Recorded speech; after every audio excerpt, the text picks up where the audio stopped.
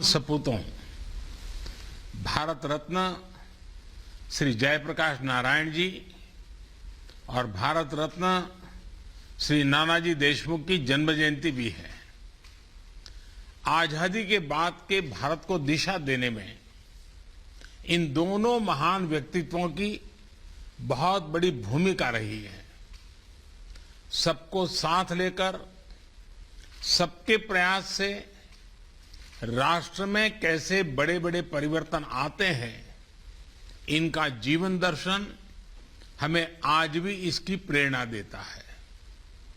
मैं जयप्रकाश नारायण जी और नानाजी देशमुख जी को नमन करता हूं, अपनी श्रद्धांजलि देता हूं। साथियों, 21वीं सदी का भारत आज जिस अप्रोच के साथ आगे बढ़ रहा है, जो रिफॉर्म्स कर रहा है, उसका आधार है भारत के सामर्थ्य पर अटूट विश्वास। भारत का सामर्थ्य दुनिया के सभी देश से जरा भी कम नहीं है। इस सामर्थ्य के आगे आने वाली हर रुकावट को दूर करना हमारी सरकार का दायित्व है और इसके लिए सरकार कोई कोर कसर बाकी नहीं छोड़ रही। आज जितनी निर्णायक सरकार भारत में है, उतनी पहले कभी नहीं रही। स्पेस सेक्टर और स्पेस टेक को लेकर आज भारत में जो बड़े रिफॉर्म्स हो रहे हैं, वो इसी की एक कड़ी है। मैं इंडियन स्पेस एसोसिएशन इस्पा के गठन के लिए आप सभी को एक बार फिर बधाई देता हूं, अपनी शुभकामनाएं देता हूं। साथियों, जब हम स्पेस रिफॉर्म्स की बात करते हैं तो हमारी अप्रोच 4 पिलर्स पर आधारित है। पहला, प्राइवेट सेक्टर को इनोवेशन की आजादी। दूसरा, सरकार की एनेबलर के रूप में भूमिका। तीसरा, भविष्य के लिए युवाओं को तैयार करना। और चौथा, स्पेस सेक्टर को सामान्य मानवीय की प्रगति के संसाधन के रूप में देखना। इन चारों पिलर्स की बुनियाद अपने आप में असाधारण संभावनाओं के द्वार खोलती है। साथियों, आप इस बात को भी मानेंगे कि पहले स्पेस सेक्टर का मतलब ही होता था सरकार, लेकिन हमने पहले इस माइंडसेट को बदला और फिर स्पेस सेक्टर में इनोवेशन किए। सरकार, स्टार्टअप एक दूसरे से सहयोग और स्पेस का मंत्र दिया। ये नई सोच, नया मंत्र इसलिए जरूरी है क्योंकि भारत के लिए अब ये लीनियर इनोवेशन का समय नहीं है। ये समय एक्सपोनेंशियल इनोवेशन का है और ये मुमकिन तब होगा जब सरकार हैंडलर की नहीं, एनेबलर की भूमिका निभाएगी। इसलिए आज डिफेंस से लेकर स्पेस सेक्टर तक सरकार अपने एक्सपर्टाइज को साझा कर रही है। प्राइवेट सेक्टर के लिए लॉन्च पैड उपलब्ध करवा रही है। आज इसरो की फैसिलिटीज को प्राइवेट सेक्टर के लिए ओपन किया जा रहा है। अब यह सुनिश्चित किया जाएगा कि इस क्षेत्र में जो टेक्नोलॉजी मैच्योर हो चुकी है, उसे प्राइवेट सेक्टर को भी ट्रांसफर किया जाए। हमारे जो यंग इनोवेटर्स हैं, उन्हें इक्विपमेंट खरीदने के लिए समय और ऊर्जा न खर्च करने पड़े, इसलिए सरकार स्पेस एसेट और सर्विसेज के लिए एग्रीगेटर की भूमिका भी निभाएगी। साथियों, प्राइवेट सेक्टर के पार्टिसिपेशन को फैसिलिटेट करने के लिए देश ने इन स्पेस की स्थापना भी की है।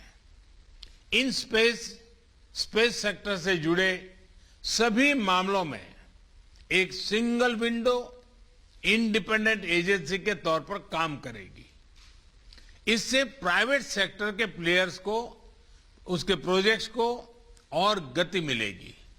साथियों, हमारा स्पेस सेक्टर 130 करोड़ देशवासियों की प्रगति का एक बड़ा माध्यम है। हमारे लिए स्पेस सेक्टर यानी सामान्य मानवीय के लिए बेहतर मैपिंग, इमेजिंग और कनेक्टिविटी की सुविधा। हमारे लिए स्पेस सेक्टर यानी एंटरप्रेन्योर्स के लिए शिपमेंट से लेकर डिलीवरी तक बेहतर स्पीड। स्पेस सेक्टर यानी किसानों और मछुआरों के लिए बेहतर फोरकास्ट, बेहतर सुरक्षा और आमदनी। हमारे लिए स्पेस सेक्टर का मतलब इकोलॉजी की, पर्यावरण की बेहतर निगरानी, प्राकृतिक आपदाओं की सटीक भविष्यवाणी, हजारों लाखों लोगों के जीवन की रक्षा। देश के यही लक्ष्य अब इंडियन स्पेस एसोसिएशन के भी साझा लक्ष्य बन गए हैं। साथियों, आज देश एक साथ इतने व्यापक रिफॉर्म्स देख रहा है क्योंकि आज देश का विजन स्पष्ट है। ये विजन है आत्मनिर्भर भारत का। आत्मनिर्भर अभियान सिर्फ एक विजन नहीं है, बल्कि एक well thought, well plan, integrated economic strategy भी है। एक ऐसी स्ट्रेटेजी जो भारत के उद्यमियों, भारत के युवाओं के स्किल की क्षमताओं को बढ़ाकर भारत को ग्लोबल मैन्युफैक्चरिंग पावर हाउस बनाए। एक ऐसी स्ट्रेटेजी जो भारत के टेक्नोलॉजिकल एक्सपर्टीज को आधार बनाकर भारत को इनोवेशंस का ग्लोबल सेंटर बनाए। एक ऐसी स्ट्रेटेजी जो ग्लोबल डेवलपमेंट में बड़ी भूमिका निभाए, भारत के ह्यूमन रिसोर्सेज और टैलेंट की प्रतिष्ठा विश्व स्तर पर बढ़ाए। और इसलिए भारत आज अपने यहां जो रेगुलेटरी एनवायरनमेंट बना रहा है, उसमें इस बात का बहुत ध्यान रख रहा है कि देश हित और स्टेक होल्डर के हित दोनों को प्राथमिकता दी जाए। आत्मनिर्भर भारत अभियान के तहत भारत ने डिफेंस, कोल और माइनिंग जैसे सेक्टर पहले ही खोल दिए हैं। पब्लिक सेक्टर एंटरप्राइज को लेकर सरकार एक स्पष्ट नीति के साथ आगे बढ़ रही है और जहां सरकार की आवश्यकता नहीं है, ऐसे ज्यादातर सेक्टर्स को प्राइवेट एंटरप्राइज के लिए ओपन कर रही है। अभी एयर इंडिया से जुड़ा जो फैसला लिया गया है, वो हमारी प्रतिबद्धता और गंभीरता को दिखाता है। साथियों, बीते वर्षों में हमारा फोकस नई टेक्नोलॉजी से जुड़ी रिसर्च एंड डेवलपमेंट के साथ ही उसको सामान्य जन तक पहुंचाने पर भी रहा है। पिछले 7 साल में तो स्पेस टेक्नोलॉजी को हमने last mile delivery, leakage free और ट्रांसपेरेंट गवर्नेंस का अहम टूल बनाया है। गरीबों के घरों, सड़कों और दूसरे इंफ्रास्ट्रक्चर प्रोजेक्ट्स में जियो टैगिंग का उपयोग हो, सैटेलाइट इमेजरी से विकास कार्यों की मॉनिटरिंग हो, फसल बीमा योजना के तहत तेजी से क्लेम सेटल करना हो, नाविक सिस्टम से करोड़ों मछुआरों की मदद हो, डिजास्टर मैनेजमेंट से जुड़ी प्लानिंग हो। हर स्तर पर स्पेस टेक्नोलॉजी गवर्नेंस के प्रोएक्टिव और ट्रांसपेरेंट बनाने में मदद कर रही है। साथियों, टेक्नोलॉजी जब सबकी पहुंच में होती है, तब कैसे परिवर्तन हो सकते हैं, इसका एक और उदाहरण डिजिटल टेक्नोलॉजी है। आज अगर भारत दुनिया की टॉप की डिजिटल इकोनॉमी में से एक है, तो इसके पीछे एक बड़ा कारण ये है कि हमने डेटा की ताकत को गरीब से गरीब को भी सुलभ बनाया है। इसलिए आज जब हम कटिंग एज टेक्नोलॉजी के लिए स्पेस को एक्सप्लोर कर रहे हैं, तब हमें उस नागरिक को याद रखना है जो अंतिम पायदान पर खड़ा है। हमें याद रखना है कि भविष्य की टेक्नोलॉजी से हमें दूर सुदूर के गांव में गरीब से गरीब को उत्तम रिमोट हेल्थ केयर, बेहतर वर्चुअल एजुकेशन, नेचुरल डिजास्टर से बेहतर और प्रभावी सुरक्षा, ऐसे अनेक समाधान देश के हर वर्ग, हर कोने तक पहुंचाने हैं। और हम सब जानते हैं कि इसमें स्पेस टेक्नोलॉजी का बहुत योगदान हो सकता है।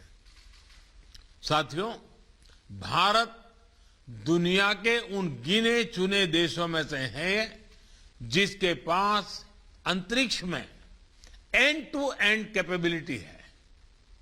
हमने स्पेस टेक्नोलॉजी के सभी पहलुओं जैसे सैटेलाइट्स, लॉन्च व्हीकल्स, एप्लीकेशन से लेकर इंटरप्लैनेटरी मिशन में महारत हासिल की है।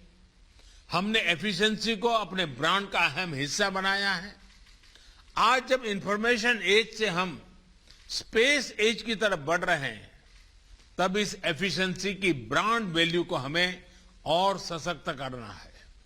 स्पेस एक्सप्लोरेशन की प्रोसेस हो या फिर स्पेस टेक्नोलॉजी की एप्लीकेशन, एफिशिएंसी और अफोर्डेबिलिटी को हमें निरंतर प्रमोट करना है। अपनी ताकत से जब हम आगे बढ़ेंगे तो ग्लोबल स्पेस सेक्टर में हमारी हिस्सेदारी का बढ़ना तय है। अब हमें स्पेस कंपोनेंट्स के सप्लायर से आगे बढ़कर end to end space system की सप्लाई चेन का हिस्सा बनना है। ये आप सभी की, सभी स्टेक होल्डर्स की पार्टनरशिप से ही संभव है। एक पार्टनर के तौर पर सरकार हर स्तर पर इंडस्ट्री को, युवा इनोवेटर्स को, स्टार्टअप्स को सपोर्ट कर रही है और आगे भी करती रहेगी। साथियों, स्टार्टअप का एक मजबूत इकोसिस्टम विकसित करने के लिए प्लेटफॉर्म अप्रोच बहुत जरूरी है। ऐसी अप्रोच जहां एक open access public control platform सरकार बनाती है और फिर उसको इंडस्ट्री और एंटरप्रेन्योर्स के लिए उपलब्ध कराया जाता है। उस बेसिक प्लेटफॉर्म पर एंटरप्रेन्योर नए सॉल्यूशन तैयार करते हैं। डिजिटल पेमेंट्स के लिए सरकार ने सबसे पहले यूपीआई प्लेटफॉर्म बनाया। आज इसी प्लेटफॉर्म पर फिनटेक स्टार्टअप का नेटवर्क सशक्त हो रहा है। स्पेस सेक्टर में भी ऐसे ही प्लेटफॉर्म अप्रोच को प्रोत्साहित किया जा रहा है। इसरो की फैसिलिटीज तक एक्सेस हो, इन स्पेस हो, न्यू स्पेस इंडिया लिमिटेड हो, ऐसे हर प्लेटफॉर्म से स्टार्टअप्स और प्राइवेट सेक्टर को बड़ा सपोर्ट मिल रहा है।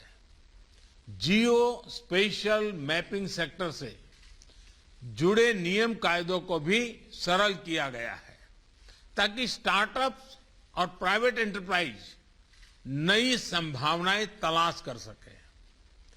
ड्रोन्स को लेकर भी ऐसे ही प्लेटफॉर्म विकसित किए जा रहे हैं ताकि अलग अलग सेक्टर में ड्रोन टेक्नोलॉजी का उपयोग हो सके।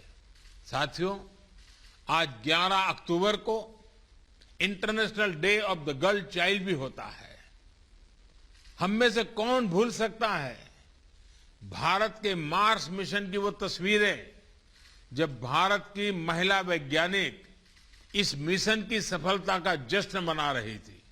मुझे विश्वास है स्पेस सेक्टर में हो रहे रिफॉर्म इस क्षेत्र में विमेन पार्टिसिपेशन को और ज्यादा बढ़ाएंगे।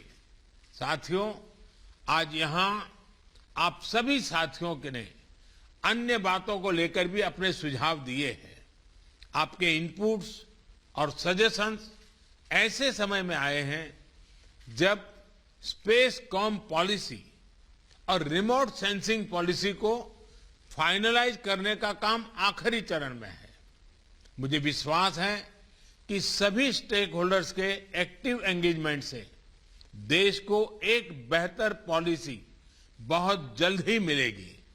साथियों, आज हम जो निर्णय लेंगे, जो नीतिगत सुधार करेंगे, उनका प्रभाव आने वाली पीढ़ियों पर पड़ेगा, आने वाले 25 वर्षों पर पड़ेगा। हमने देखा है कि 20वीं सदी में स्पेस और स्पेस पर राज करने की प्रवृत्ति ने दुनिया के देशों को किस तरह विभाजित किया। अब 21वीं सदी में स्पेस दुनिया को जोड़ने में, यूनाइट करने में अहम भूमिका निभाए, ये भारत को सुनिश्चित करना होगा। जब भारत अपनी आजादी के 100 वर्ष मनाएगा तो भारत जिस ऊंचाई पर होगा उसमें आप सभी का, हम सभी का योगदान महत्वपूर्ण होगा। इस एहसास, इस दायित्व बोध, सेंस ऑफ रिस्पॉन्सिबिलिटी के साथ ही हमें आगे बढ़ना है। सबके प्रयास से ही जनहित और राष्ट्रहित में कटिंग एज टेक्नोलॉजी के लिए अंतरिक्ष की असीम संभावनाओं को हम नए आकाश तक लेकर जाएंगे।